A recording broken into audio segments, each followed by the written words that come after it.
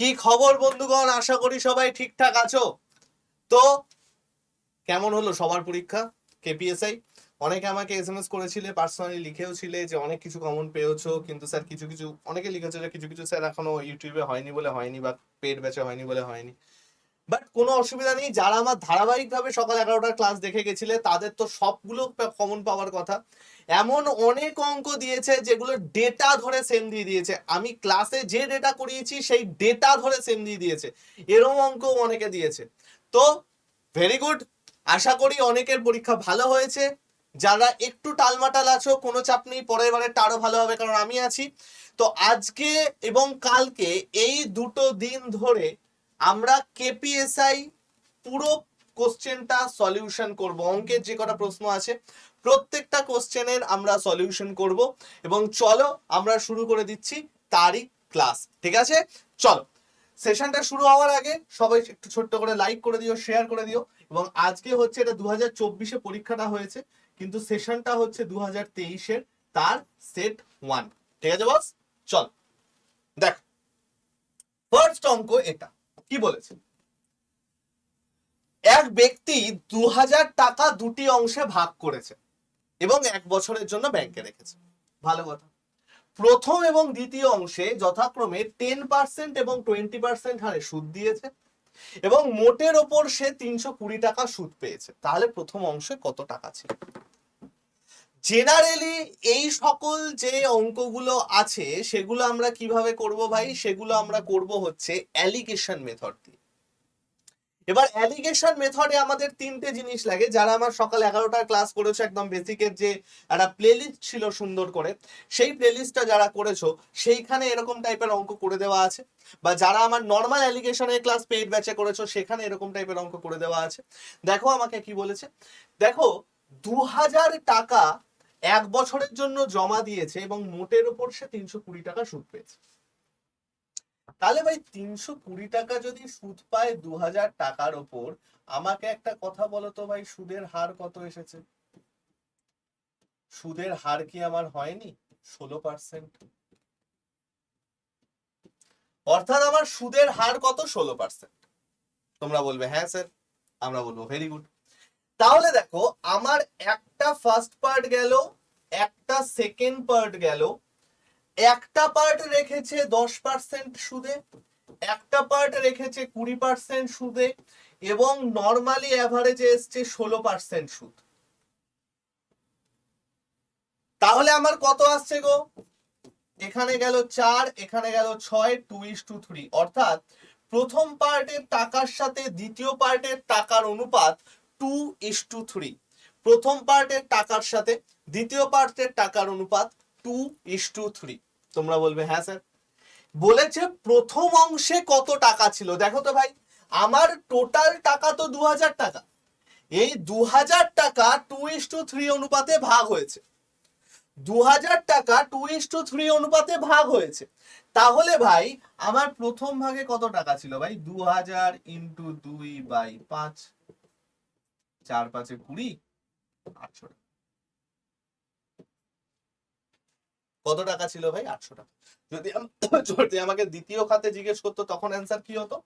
দ্বিতীয় খাতে জিজ্ঞেস করলে আমাদের অ্যান্সার হতো 2000 ইন্টু 3/5, 1200 টাকা। এটা হচ্ছে আমাদের সেকেন্ড খাতে, কিন্তু আমাদের প্রথম খাত চেয়েছে। This is our answer. Clear? এবার এই ক্ষেত্রে একটা ছোট্ট জিনিস লিখে রাখো। দেখো, একটা ছোট্ট জিনিস তোমরা লিখে রাখো এক্সট্রা ইনফরমেশন। যদি এইখানে সুদের হারের রেশিও নেওয়া হয় না, সুদের হারের রেশিও নেওয়া হয় অ্যালিগেশনে, তাহলে ফাইনাল উত্তর আসলের আসে, প্রিন্সিপালের আসে। যদি অ্যালিগেশনটা টাইমের নেওয়া হয়, টাইম সময়ের নেওয়া হয়, তাহলে স্পিডের আসে। যদি অ্যালিগেশনটা স্পিডের নেওয়া হয় তাহলে টাইমের আসে। যদি অ্যালিগেশনটা কোনো কিছু জিনিসের কোয়ান্টিটি, কত গ্রাম, কত লিটার, এরকম জিনিসের নেওয়া হয় বা তাদের আচ্ছা তার আগে এইটা লিখে নি, যদি আমাদের পুরোটা প্রফিট বা লসের পার্সেন্টেজ নেওয়া হয়, কতটা প্রফিটে বেচছে কতটা লসে বেচছে, তাহলে তাদের কস্ট প্রাইস অর্থাৎ ক্রয় মূল্যের অনুপাত আসে। ঠিক আছে, আর যদি তাদের দামের অনুপাত নেওয়া হয় তাহলে ফাইনাল অনুপাতটা তাদের ওজনের আসে।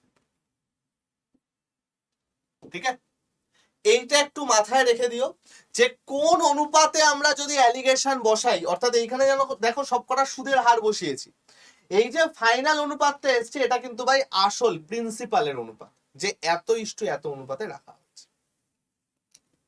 ঠিক আছে ভাই, চল নেক্সট নেক্সট অঙ্ক কি বলেছে, চক্রবৃদ্ধি সুদে কিছু পরিমাণ অর্থ 1 বছরে এত টাকা এবং 3 বছরে এত টাকা হয়, তাহলে সুদের হার কত ছিল? 1 বছরে এত টাকা হয়, 3 বছরে এত টাকা হয়, তাহলে সুদের হার কত ছিল? বহুবার এই অঙ্ক করানো হয়েছে, আমি পেড ব্যাচে এরকম টাইপের একটা অঙ্ক আমার সেটে রাখি, ইউটিউবে যারা আমার ক্লাস করেছো সকাল 11টায় তাদের এই টাইপের অঙ্ক করানো হয়েছে। দেখো ভাই ব্যাপারটা কি আছে, আমি মনে করলাম আসল আমার পি, 1 বছরের জন্য আমি মনে করলাম R% রেটে টাকাটা রেখেছে, তাহলে আমার সুদ কত হবে? 5500। পরের ক্ষেত্রে 1 প্লাস R/100। ক বছরের জন্য রাখা হয়েছে? 3 বছরের জন্য। কত সুদ এসছে? 6655। ঠিক, এইবার ভাই সুন্দর করে এই দুটোকে ভাগ করে দাও তো।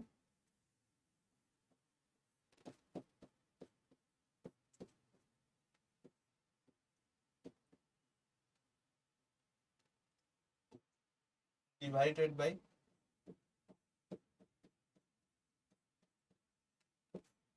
আর এখানে আমার কত চলে গেল? 5500। কাটাকাটি করো, ফার্স্টে তো পি পি ক্যান্সেল, এই পুরোটা দিয়ে এইটা কেটে স্কোয়ার এলো, 11 দিয়ে কাটছে, 6 11 66 0, 5 11 55, 5 11 55 0, 5 12 60, 5 1 5, 5 দিয়ে কাটলে 100। তার মানে আমার 1 প্লাস R/100 এর হোল স্কোয়ার সেটা ইকুয়াল টু কত আসছে? 121/100। 121/100 মানে 11/10 এর হোল স্কোয়ার। তোমরা বলবে হ্যাঁ স্যার একদম ঠিক। তাহলে এবার একটা জিনিস দেখো, 1 প্লাস R/100 সেটা ইকুয়াল টু আমার কত এসে গেল ভাই? 11/10। তোমরা বলবে হ্যাঁ স্যার একদম ঠিক। তাহলে R/100 ইকুয়াল টু কত আসছে ভাই? 11/10 মাইনাস 1, অর্থাৎ 1/10। 11/10 মাইনাস 1 মানে কত? 10 উপরে চলে যাবে, 11 মাইনাস 10 1/10। তাহলে আর ইকুয়াল টু আমি কত পেয়ে গেলাম?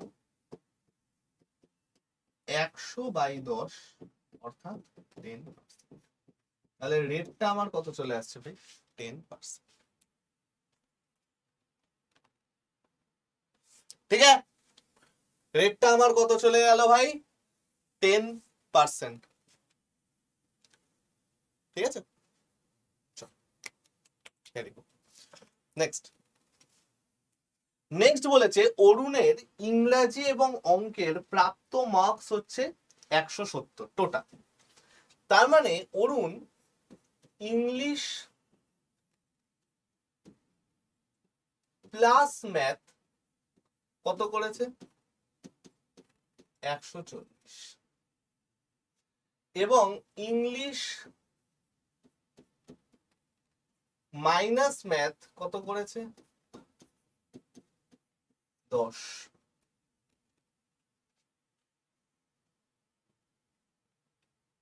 ঠিক আছে, তাহলে এবার একটা জিনিস দেখো তো ভাই, আমাকে বলেছে এইটার প্রাপ্ত নম্বরের অনুপাত কত। আমি যদি দুটো সলভ করি, 2 ইন্টু ইংলিশ 150, ইংলিশ আমার কত চলে গেল? 75। ইংলিশ যদি আমার 75 যায়, ম্যাথ আমার কত আসবে গো? সমষ্টি যদি 140 বলে, 140 মাইনাস 75, 5 আর 5 এ 10, 7 আর 8, 8 আর 6 14, 65। ও সরি গো, এটা 140 ছিল, এটা 170 ছিল, সরি সরি সরি, 170 ছিল, এক্সট্রিমলি সরি। 170 যদি আসে 180, তাহলে এটা আমার চলে গেল কত, 90। তাহলে ম্যাথ আমার চলে গেল কত, 170 মাইনাস 90 অর্থাৎ 80। এখানে লাইটের জন্য আমি ওটা 170টা দেখতে পারিনি, এক্সট্রিমলি সরি। এখানে লাইটের রিফ্লেকশনটা করছে তো ওই জন্য। চলো 80। তাহলে ইংলিশে পাচ্ছে 90, ম্যাথে পাচ্ছে 80। তাহলে ইংলিশ ইস টু ম্যাথ আমার কত চলে গেল গো, 90 is to 80, 9 is to 8 option. ঠিক আছে, 90 is to 80, 9 is to 8 option এ হলো। চল ভেরি গুড। নেক্সট দেখো, এ নল বি নলের 3 গুণ ক্ষমতা সম্পন্ন একটি খালি চৌবাচ্চা বি নলের দ্বারা পূর্ণ হতে যে সময় লাগে, এ নলের দ্বারা পূর্ণ হতে তার থেকে 16 মিনিট কম লাগে। একত্রে দুটি নল দ্বারা খালি চৌবাচ্চারই জলপূর্ণ হতে কত সময় লাগবে? ঠিক আছে ভাই, একটা জিনিস আমরা আগে একটু পড়ি। কি পড়ব? সেটা হচ্ছে কার্যক্ষমতা। স্যার কার্যক্ষমতা ব্যাপারটা আবার কি স্যার? বলছি, দেখ, কার্যক্ষমতা মানে হচ্ছে একক সময়ে আমি যতটা কাজ করছি। কি বললাম? একক সময়ে আমি যতটা কাজ করছি তাকে বলা হয় কার্যক্ষমতা। একক সময়ে যতটা কাজ করছি তাকে বলা হয় কার্যক্ষমতা। ওকে, ভালো কথা। তাহলে দেখো, যদি আমি মনে করি যে আমি টি ঘন্টায় ডাব্লিউ পরিমাণ কাজ করি,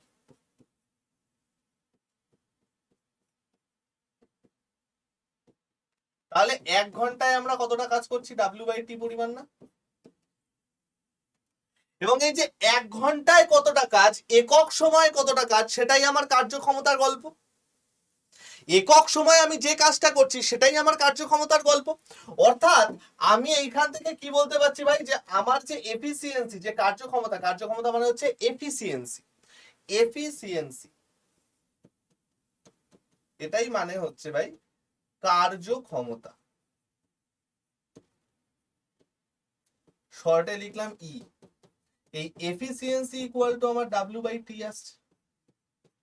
এফিসিয়েন্সি ইকুয়াল টু যদি আমার ডাব্লিউ বাই টি আসে, খুব ভালো করে একটা জিনিস বোঝো, এইখান থেকে আমরা দুটো জিনিস পাই, দুটো অবজারভেশন আছে এখানে। কি কি অবজারভেশন আছে? নাম্বার 1, আমার ডাব্লিউ ইকুয়াল টু চলে আসছে এফিসিয়েন্সি ইনটু টাইম, কার্যক্ষমতা ইনটু সময়। কোন পার্টিকুলার জিনিসের ক্ষেত্রে, কি বলছি, কোন পার্টিকুলার জিনিসের ক্ষেত্রে work equals total work. Total work equals আমার চলে আসে এফিসিয়েন্সি ইনটু টাইম, কার্যক্ষমতা ইনটু সময়। ঠিক আছে, এটা হচ্ছে আমার টোটাল ওয়ার্ক।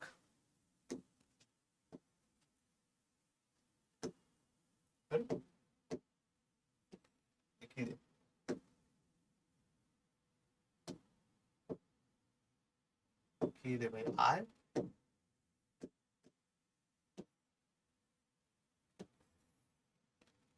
এইটা, এইটা আমার আসছে টোটাল ওয়ার্ক। হলো। এইবার এইখান থেকে আমরা আর একটা অবজারভেশন পাই। কি সেই অবজারভেশন? সেটা হচ্ছে আমাদের আরেকটা ইম্পর্টেন্ট জিনিস। দেখো, যদি আমার টোটাল ওয়ার্কটা ধ্রুবক হয়ে যায়, ফিক্স হয়ে যায়, তাহলে দেখো তো ভাই efficiency equal to some constant by T হচ্ছে না? Efficiency equal to some constant by T হচ্ছে না গো? অর্থাৎ আমি কি বলতে পারছি না এফিসিয়েন্সিটা সময়ের ব্যস্তানুপাতিক? তার মানে যদি আমাদের টোটাল কাজটা ফিক্সড থাকে, টোটাল কাজের কোনো পরিবর্তন না থাকে, তাহলে এফিসিয়েন্সিটা হয়ে যায় সময়ের ব্যস্তানুপাতিক। তাহলে এবার একটা জিনিস দেখো, কি জিনিস দেখবে, আমাকে বলেছে এ নল বি নলের 3 গুণ ক্ষমতা সম্পন্ন, তাহলে আমি যদি এদের এফিসিয়েন্সি রেশিওটা বের করি, সেটা আমার কত আসছে? 3:1 আসছে। হ্যাঁ গো ভাই, A:B যদি 3:1 আসে, তাহলে টাইম রেশিও কত হবে? এর জাস্ট উল্টোটা, ব্যস্তানুপাতিক তো। টাইম রেশিও আমার কত হবে? 1:3। অর্থাৎ কোনো একটা কাজ করলে এ যদি 1 ইউনিট সময় নেয়, বি 3 ইউনিট সময় নিচ্ছে। তুমি বলবে হ্যাঁ স্যার, আমি বলবো ভেরি গুড। তাহলে এ যদি 1 ইউনিট সময় নেয়, বি যদি 3 ইউনিট সময় নেয়, গ্যাপ কত মিনিটের হচ্ছে? 2 মিনিটের। 2 মিনিট বা 2 ইউনিট। কয় ইউনিটের গ্যাপ হচ্ছে ভাই? 2 ইউনিটের গ্যাপ হচ্ছে, অর্থাৎ এ 2 ইউনিট তাড়াতাড়ি করছে। এ যদি আমার 2 ইউনিট তাড়াতাড়ি করে, দেখো আমাকে বলেছে এ নল তার থেকে 16 মিনিট কম সময় লাগায়, 16 মিনিট কম সময় লাগায়। তাহলে আমি একাধারে দেখতে পাচ্ছি 2 ইউনিট কম সময় নিচ্ছে, একাধারে দেখতে পাচ্ছি 16 ইউনিট তাড়াতাড়ি করছে। তাহলে আমি কি বলতে পারি না 2 ইউনিট ইকুয়াল টু 16 মিনিট?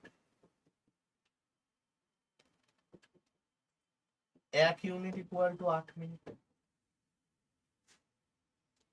অর্থাৎ আমি এখান থেকে কি পেলাম? দুটো জিনিস পেলাম। আমি পেলাম যে এ পুরো নলটা ভর্তি করছে 8 মিনিটে, কারণ 1 ইউনিট ইকুয়াল টু 8 মিনিট। আর বি পুরো নলটা ভর্তি করছে 24 মিনিটে, কারণ 1 ইউনিট ইকুয়াল টু 24 মিনিট। এটাও একটা কোশ্চেন আসতে পারতো যে বি কতক্ষণে ভর্তি করে বা এ কতক্ষণে ভর্তি করে। এবার আমাকে বলেছে একত্রে দুটি নল দ্বারা খালি চৌবাচ্চা কতক্ষণে পূর্ণ হবে। আচ্ছা ভাই, এবার একটা জিনিস দেখো, আমার এ ভর্তি এই এ সময় লাগে হচ্ছে 8 ইউনিট বা 8 মিনিট হচ্ছে সময় লাগায়। এর এফিসিয়েন্সি কত? 1। আমরা কি জানি? Total work equal to efficiency into time. তাহলে এর এফিসিয়েন্সি 1, টাইম লাগায় 8 ইউনিট, তাহলে টোটাল ওয়ার্ক আমার 8 ইউনিট চলে গেল না? এর এফিসিয়েন্সি 1, টোটাল লাগায় হচ্ছে 8 মিনিট সময়, তাহলে এফিসিয়েন্সি ইনটু টাইম করে টোটাল ওয়ার্ক আমার 8 ইউনিট চলে গেল না? এই যে টোটাল ওয়ার্কটা আমরা পেলাম, এটা কে কারা করবে? দুজন একসাথে করবে। দুজন একসাথে মানে টোটাল এফিসিয়েন্সি 2 আর 1, 3 আর 1 4 এসে গেল টোটাল এফিসিয়েন্সি। তাহলে 4 এফিসিয়েন্সি নিয়ে যদি 8 ইউনিট কাজ করতে হয়, কত সময় লাগবে? 8/4 2।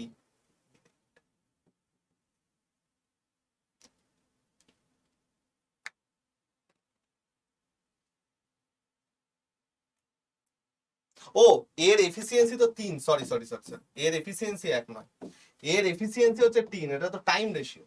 তাহলে 3 এফিসিয়েন্সি নিয়ে 8 ইউনিট করতে আমার টোটাল ওয়ার্ক এসে গেল 24 ইউনিট টাইম হবে। কি হলো ব্যাপারটা? এবং টোটাল এফিসিয়েন্সি আমার কত? এইটা আমার এফিসিয়েন্সি নয়, এটা তো আমার টাইম। টোটাল এফিসিয়েন্সি এইখানে আসছে 3 আর 1 4। তাহলে 3 আর 1 4 যদি আসে, 4 6 24, 6 মিনিট ইজ আওয়ার কারেক্ট।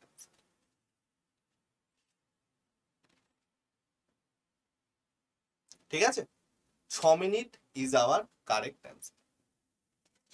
এইটা একটু মাথায় রেখো, এইটা আমাদের দরকার।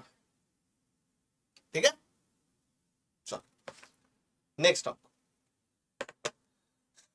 এই অঙ্কটা টাইম এন্ড ডিস্টেন্স আমি যখনই করাই, এই অঙ্কটা থাকে এ আর বি এর মধ্যবিন্দু হচ্ছে সি।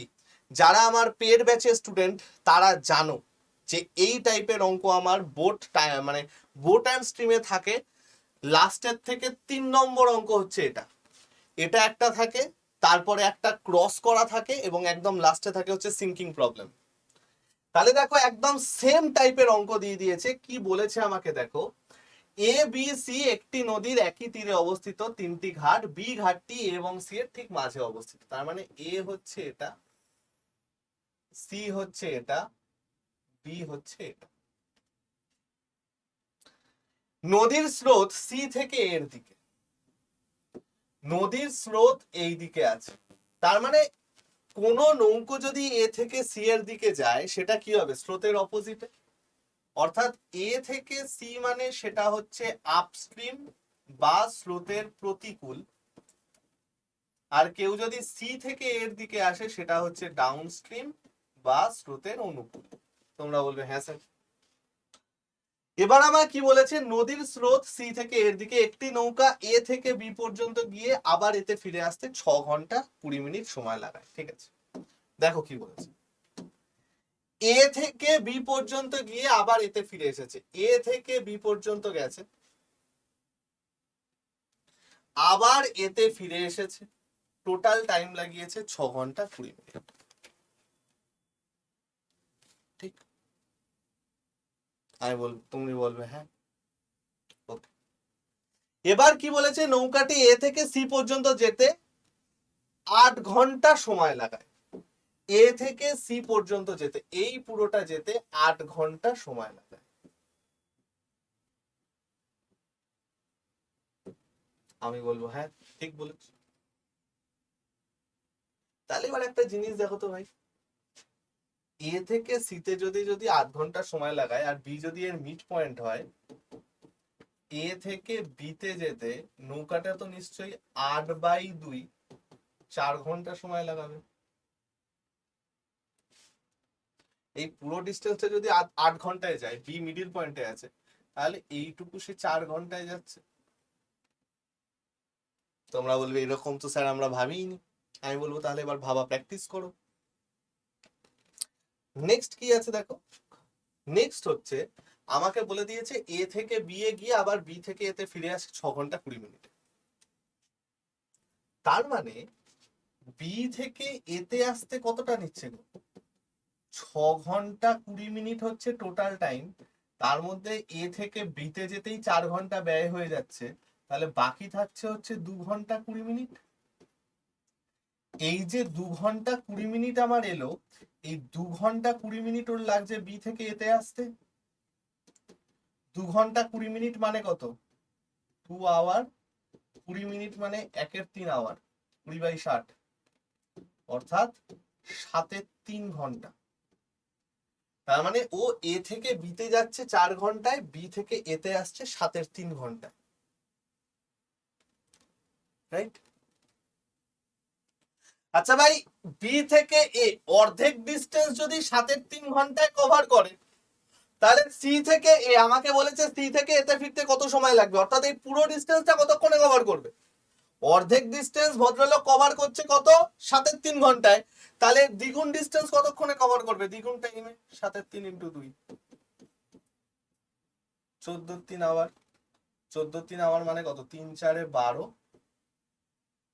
12 ঘন্টা 2/3 মিনিট, সরি 12 ঘন্টা প্লাস 2/3 ঘন্টা, 2/3 ঘন্টাকে মিনিটে কনভার্ট করো, 4 আওয়ার।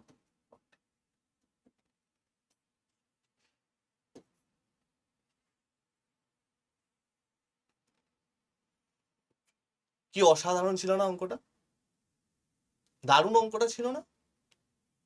এটা হয়ে যাচ্ছে আমাদের পরের অঙ্ক। চল নেক্সট অঙ্ক, নেক্সট অঙ্ক ঘন্টার অঙ্ক। 6টা বাজার সময় 6টি ঘন্টা পড়তে 10 সেকেন্ড সময় লাগে। ভাই 6টা ঘন্টা, এখানে সবসময় মনে রাখবে গ্যাপ ক্যালকুলেট করতে হয়, অলওয়েজ গ্যাপ ক্যালকুলেট করতে হয়, ঘন্টার গ্যাপ। হ্যাঁ, কিসের গ্যাপ, ঘন্টার গ্যাপ। শুনতে খুব একটা অশ্লীল লাগলেও খারাপ জিনিস নয়। দেখো 6টা ঘন্টা যদি আমার পড়ে, গ্যাপ কটা, এই দুটোর মধ্যে একটা গ্যাপ, এই দুটোর মধ্যে একটা গ্যাপ, এই দুটোর মধ্যে একটা গ্যাপ, এই দুটোর মধ্যে একটা গ্যাপ, এই দুটোর মধ্যে একটা গ্যাপ, তাহলে টোটাল আমার 5টা গ্যাপ আসছে। তাহলে 5টা গ্যাপ কতক্ষণ লাগছে, 10 সেকেন্ড। একটা গ্যাপ করতে কতক্ষণ লাগছে, 2 সেকেন্ড। 12টি ঘন্টা মানে কটা গ্যাপ, 11টা গ্যাপ, তাহলে 11টা গ্যাপ করতে কতক্ষণ লাগবে, 22 সেকেন্ড। একদম সোজা অঙ্ক। ঠিক আছে, 22 second is our correct answer. চল নেক্সট। নেক্সট বলেছে একটি বিদ্যালয়ে 10 জন ছাত্রের গড় বয়স তোমার কি বলেছে 10.3 বছর। 3 জনের গড় বয়স 12 বছর, অন্য 5 জনের গড় বয়স 9 বছর হলে বাকি 2 জনের গড় বয়স কত? কিভাবে করবো আমরা এটা? জেনারেলি এগুলো আমরা এফিসিয়েন্সি বলছি ডেভিয়েশন দিয়ে করি, বাট এক্ষেত্রে ডেভিয়েশন দিয়ে না করলেও হবে, নর্মাল ভাবেও করতে পারো, যেভাবে খুশি সেভাবে করতে পারো, কোনো অসুবিধা নেই। তো চলো আমরা একটু ব্যাপারটাকে দেখার চেষ্টা করি। 10 জনের গড় বয়স যদি 10 ইন্টু 10.3 হয়, টোটাল বয়স আমার কত চলে গেল? 103। সেখানে আমাকে বলেছে 3 জনের গড় বয়স 12, 36। 5 জনের গড় বয়স 9, 45। তাহলে এই দুটোর টোটাল বয়স কত? 81। এই দুজনের টোটাল বয়স আমার কত চলে গেল? 81। অর্থাৎ 8 জনের টোটাল বয়স 81, 10 জনের টোটাল বয়স 103, বাকি দুজনের টোটাল বয়স তাহলে কত আসছে? 22। গড় বয়স কত? 22/2। স্যার আমরা এখানে, আপনি বলেন সবসময় গুণ যোগ বিয়োগ না করতে, তাহলে এইটা কেন ডেভিয়েশন দিয়ে করলেন না? কারণ এইগুলো মুখে মুখে গুণ হচ্ছে, যেগুলো বড় হবে, ধরো এখানে আমার 562, 372, 471 এরকম বলে দিয়েছে, বড় ক্যালকুলেশন, সেখানে করো না ডেভিয়েশন। সবসময় মনে রাখবে অঙ্কতে যেখানে বড় ক্যালকুলেশন হচ্ছে সেইখানে ট্রিক লাগাও। এইসব মুখে মুখে ক্যালকুলেশনের ক্ষেত্রে ট্রিক লাগালে বরঞ্চ বড় হবে, দরকার। ঠিক আছে, চল নেক্সট অঙ্ক। বলেছে এ বি এর 3 গুণ কার্য কর্মক্ষম। তার মানে কি? বি এর যা এফিসিয়েন্সি, এর এফিসিয়েন্সি তার 3 গুণ। তো চলো এটা আমরা আগে লিখে নিই। এফিসিয়েন্সি রেশিও আমার হয়ে যাচ্ছে কত? 3:1। এইটা আমার চলে গেল এফিসিয়েন্সি রেশিও। একটি কাজ এ আর বি এর 20 দিন আগে শেষ করে। ওকে, তাহলে এফিসিয়েন্সি রেশিও এটা হয়ে গেলে টাইম রেশিও চলে আসছে। রুলটা আমরা এক্ষুনি শিখলাম। দেখো কতগুলো অঙ্ক এই সেম জিনিস দিয়ে এলো, এবং টাইম এন্ড ওয়ার্ক এরকম অঙ্ক আমরা কত করেছি। তার মানে এ বি এর থেকে এখানে দেখছি 2 ইউনিট কম সময় নেয়, আর ওখানে বলেছে 20 দিন কম সময় নেয়, তাহলে 2 ইউনিট ইকুয়াল টু 20 ডেজ। তোমরা বলবে হ্যাঁ স্যার একদম পারফেক্ট। তারা একত্রে কাজটি কত দিনে শেষ করবে? 1 ইউনিট ইকুয়াল টু 10 ডেজ হয়ে গেল। এর এফিসিয়েন্সি 3, এর টাইম লাগাচ্ছে 10 দিন, তাহলে টোটাল ওয়ার্ক কত? 3 ইন্টু 10। এটা হচ্ছে আমার টোটাল ওয়ার্ক। দুজন মিলে একসাথে করলে এফিসিয়েন্সি কত আছে? 3 আর 1 4, তাহলে সময় কত লাগবে? 5 2 15 2 মানে 7.5 দিন। 7 পূর্ণ 1 2 দিন টাইম।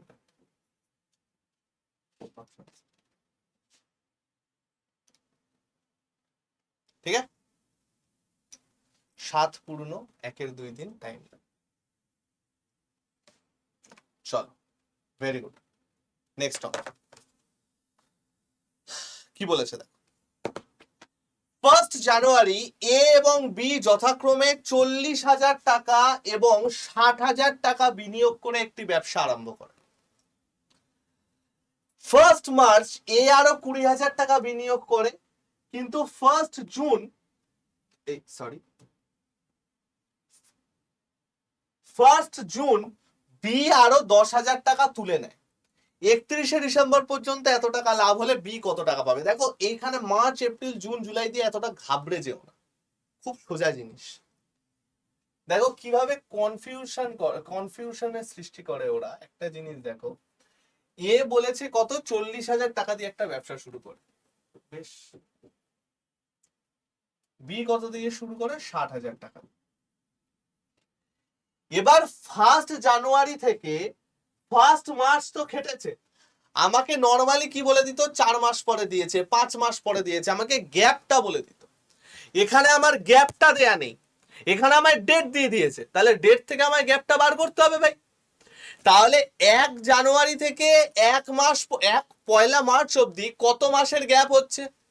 2 মাসের গ্যাপ হচ্ছে। তার মানে এরা 2 মাস এই টাকাটা খাটিয়েছে, 2 মাস এই টাকাটা খাটিয়েছে, তারপরে কি করেছে, আরো 20,000 টাকা দিয়েছে। তার মানে 40,000 ছিল, আরো 20,000 দিলে টোটাল 60,000 টাকা হলো। এই 60,000 টাকাটা ওর কমাস খাটবে, বাকি টাইমটা 10 মাস। কেন? কারণ 1 জানুয়ারি টাকা খাটিয়েছে, 31 ডিসেম্বর টাকা উঠিয়েছে বা লাভ পেয়েছে, তার মানে গোটা বছরটা টাকা খাটিয়েছে 12 মাস। 2 মাস যদি এইখানে চলে যায়, বাকি আছে 10 মাস, 10 মাস এখানে চলে গেল। হলো? তোমরা বলবে হ্যাঁ স্যার হলো। নেক্সট দেখো বি কি করেছে, বি 60,000 টাকা ছিল, বি এর কাছে 60,000 টাকা ছিল। সেই 60,000 টাকাটা তো ও কতদিনের জন্য খাটিয়েছে? 60,000 টাকাটা ও কতদিনের জন্য খাটিয়েছে? 1 জুন অবধি। 1 জুন মানে কত? জানুয়ারি, ফেব্রুয়ারি, মার্চ, এপ্রিল, মে, জুন, 6 মাস। 6 মাস যদি টোটাল হয়, তার মানে ক মাস টাকা খাটিয়েছে? 5 মাস টাকা খাটিয়েছে, রাইট? জানুয়ারি থেকে জুন ও 5 মাস টাকা খাটিয়েছে। তোমরা বলবে হ্যাঁ স্যার 5 মাস টাকা খাটিয়েছে। তাহলে 5 মাস ও টাকাটা খাটালো, প্লাস তারপরে 10,000 টাকা তুলে নিয়েছে, মানে 50,000 টাকা ছিল, এবং সেটা কত মাস খাটাবে? 7 মাসের টাকা চলে গেল। তাহলে কত আসছে আমরা একটু দেখি।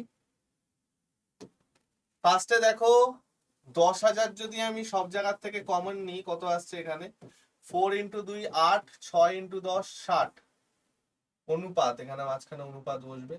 এখান থেকে যদি আমি 10,000 কমন নিয়ে নিই, কত আসছে? 5 × 6 30, 5 × 7 35। তোমরা বলবে হ্যাঁ স্যার 10,000 10,000 ক্যান্সেল, 68:65 এই অনুপাতে ওরা টাকা পাবে। 68:65 অনুপাতে টাকা পাবে। টোটাল লাভ হয়েছে কত? 33,250। তাহলে 33,250 যদি লাভ হয়, তার মধ্যে কার টাকা চেয়েছে? বি এর টাকা চেয়েছে। তাহলে 65/133 কত দ্বারা কাটছে? 65, 33, 2, 3 × 39, সেখানে চলে গেল 2, তার মানে চলে আসবে হচ্ছে 5, 0, তার মানে এইটা অ্যান্সার 16,250। ঠিক আছে?